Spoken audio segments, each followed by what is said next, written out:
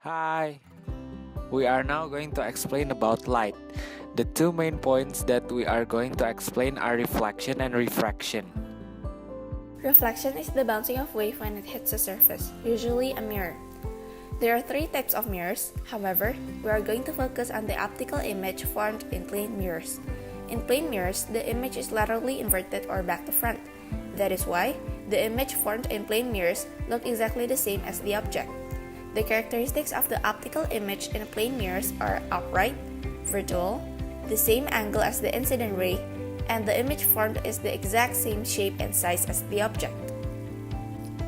Since the object formed in a plane mirror is exactly the same size as the object, the angle of incidence will always equal to the angle of reflection.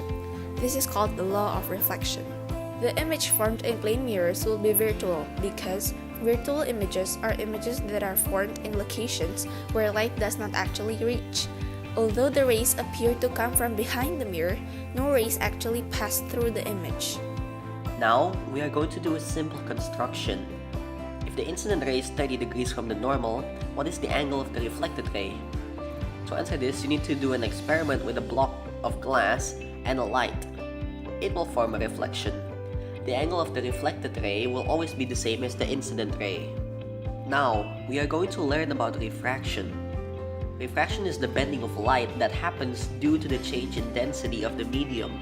The diagram below shows how a ray of light passes through a glass block.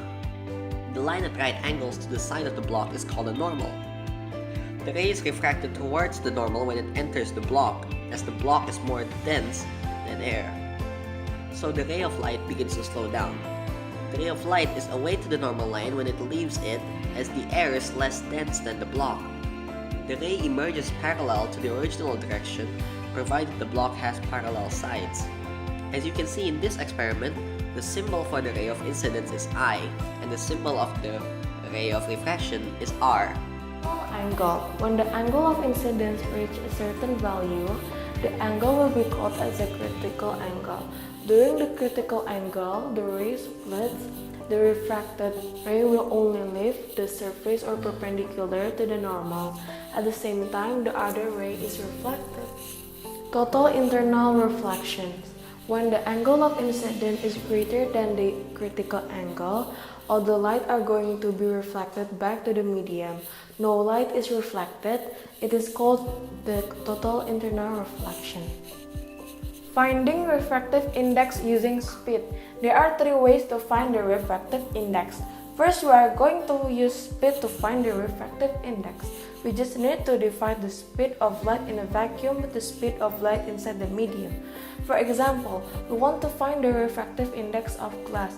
The speed of light in a vacuum is 300,000 km per second, and the speed of light in glass is 200,000 km per second. Then we just simply need to divide the two variables and we will get the refractive index. Refractive index can also be written as N. The formula of the refractive index is the speed of light in a vacuum over the speed of light in medium. So you can just divide 300 km per second with 200 km per second, and the answer will be 1.5, and 1.5 is the refractive index. Finding refractive index using angles. We can also use angles to find out the refractive index of certain objects. If we know the angle of incidence and the angle of refraction, then we only need to divide the sign values and we will get the refractive index. So the formula to find the refractive index can also be sin I over sin R.